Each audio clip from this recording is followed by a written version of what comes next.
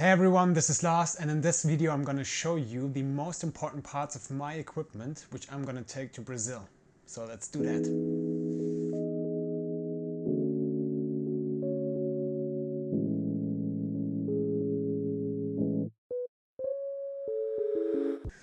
In the last couple of months I bought a lot of equipment, especially for my next trip.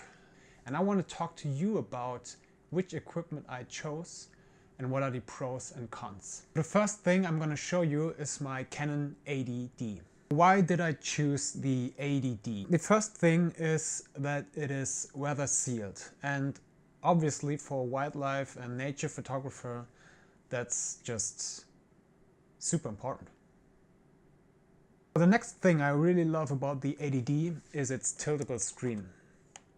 And since I'm going to do a lot of vlogging in Brazil, I really need this feature on my camera, because when I'm filming myself like that, I want to see what the image looks like. So the next thing I love about this camera is that it is a crop sensor. And why I love that is because, well, I'm a wildlife photographer and all my lenses are basically extended by the crop factor. And if you don't know what that means, check out this video here. The last thing I love about this camera is that it has a pretty good dynamic range. And this basically helps me to capture more detail in situations where there are a lot of bright and dark areas. Okay, on to the next one. So, what do we have? I have this 16 to 35 millimeter wide angle lens from Canon. Basically, I think that every photographer should have a wide angle lens because it's so versatile. You can do a lot of things with it. And I mainly use it for filming the vlog, but of course when I do landscape photography, I'm gonna use it as well. So one thing I don't like about this lens is the speed, because it's aperture f4 and in some situations that's a tiny little bit too slow. The next better lens, I think it's aperture f2.8, but it's also a lot more expensive. Great lens. Next one. Obviously, for all of you who follow me on Instagram, I upload a lot of macro shots and I love macro photography. The reason I like this lens so much is that it is relatively cheap. I think I got it for 700 euros. That is whatever dollar amount. I think at the moment it would be like 730. So it's relatively cheap for a red ring lens, the so-called L series. As you can see, there's a little red L printed on the lens. And that means that all these lenses, they are all red ring lenses. They're also weather sealed. If you don't have a weather sealed lens, the weather sealing of your camera pretty much is useless. The image quality with this lens is absolutely fantastic. It's technically sharp, and with the inbuilt stabilizer you can pretty much shoot handheld as well, except of course when there's too less light. Everyone who wants to get into macro photography should check out this lens. If you have the money to buy it, you will be happy with it. Totally. The last one is my big boy. It's the 100 to 400 millimeter f4.5 to 5.6. What do I love about this lens? Pretty much everything. First of all, this lens is lightweight, in my opinion. It's 1.6 kilograms, and for 400 mil, that's okay. That's really good. You can really shoot with it all day long and you don't really get tired. The image stabilization, that's really the selling point, or was the selling point for me. I'm not really a fan of tripods. I don't really want to carry one around when I'm shooting. And furthermore, I'm in Brazil to help reforest the Mata Atlântica rainforest. So all my equipment was bought with the intent to be small, lightweight, and very flexible. And that's pretty much this lens. So I can really recommend it for everyone who wants to get into wildlife photography. Of course, this lens is pretty expensive. I think it was about, I think 1,700 for me, because I got it a little bit cheaper.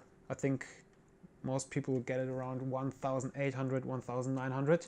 Now that's okay, because this lens is gonna stay with me until my last day. Oh my god. I love you. Did I forget anything? Oh yeah. The last thing I love about this lens is the minimal focus distance.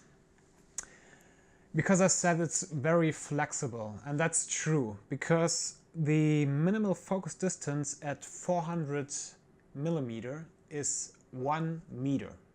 And that's pretty much like a macro lens. And if you put these on, these are extension tubes.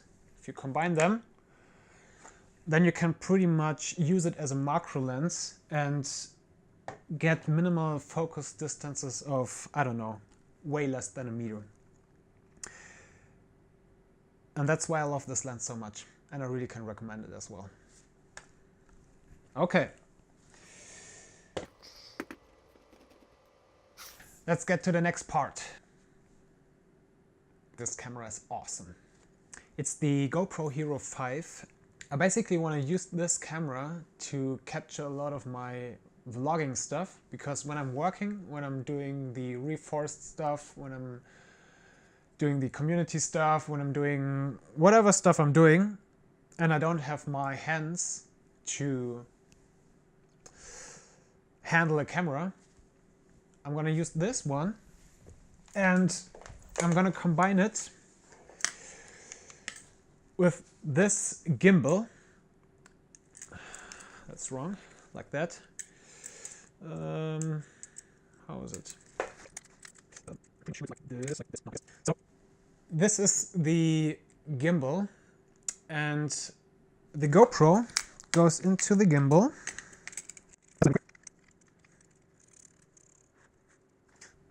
Here we have it. Now it's in the gimbal. Ooh. I'm gonna wear this gimbal basically like this.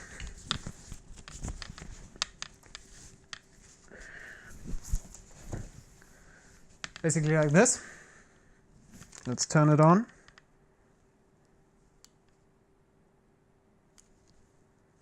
So this is the GoPro gimbal right here. As you can see, it stabilizes the motion of the GoPro.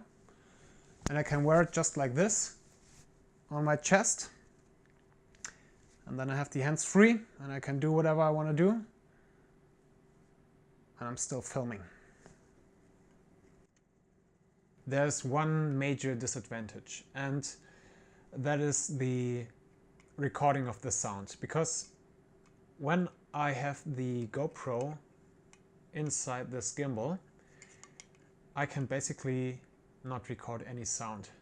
I mean, I can record it, of course, but as you can hear now, this is what it sounds like when the GoPro is in the gimbal and the gimbal works. So it stabilizes the camera movement. And as you can hear, it's absolutely shit.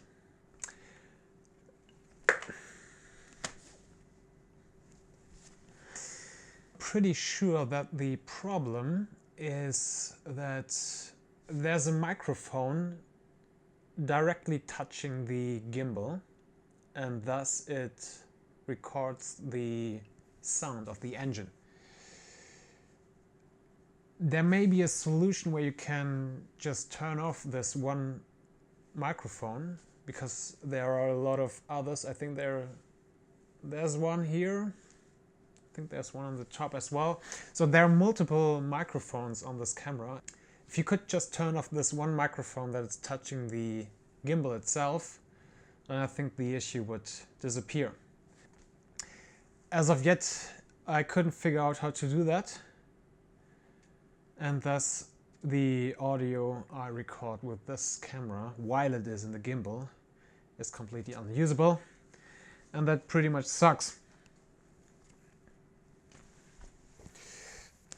Anyways, let's get to the last part of my equipment, which is a pretty important part, and it's this Mavic Pro 4K drone. And as you can see, it's pretty small and it unfolds like this, and then it flies and it records great video. Why did I buy this drone? Well, obviously because it's small, and as I already said, I like to be small. No, I don't like to be small. So obviously this drone is really small, and you can fold it back like this, and you pretty much end up with a small package which fits right into my backpack, and thus the drone can accompany me on my photo hunts or whatever I'm gonna do pretty much every time. I don't have to carry a second bag to take this drone along with me, and that's a real benefit. Another thing I like about this drone is that it can fly up to 22 minutes, and I think that's a pretty good number for such a small drone and for such a small battery. I obviously have another battery right here. I only got two because I'm not gonna do too much with this drone, I think. I mean, I don't really know, but I expect that two batteries are going to be enough for me.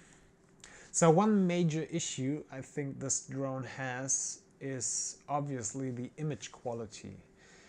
And of course, the image quality is really good, considering that the image sensor that this camera captures the image with is super small.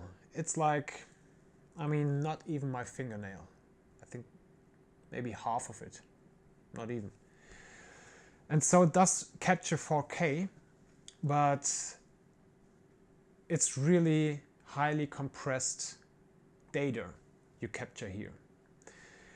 And there are several options to capture at higher frame rates, like I think like up to 120 frames, I think, or at least 96 frames with full HD.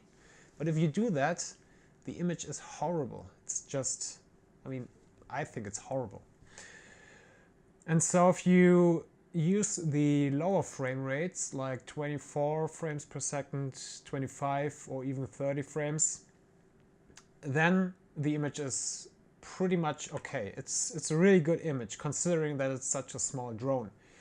Now, if I were to shoot something commercial, I would never use this drone, except there's no other way to get the footage. I'm gonna do pretty much only YouTube videos with it, so for me it's the perfect drone because it's small, it's lightweight, and the image is pretty much excellent for the size of the drone. Definitely can recommend it. Okay everyone, that's it. I hope you enjoyed this little video about my equipment. If you have any questions, please write me in the comments below, or write me on Instagram, or write me a letter. Now, I didn't present all of my stuff, like hard drives, radio triggers, external flashes, additional battery,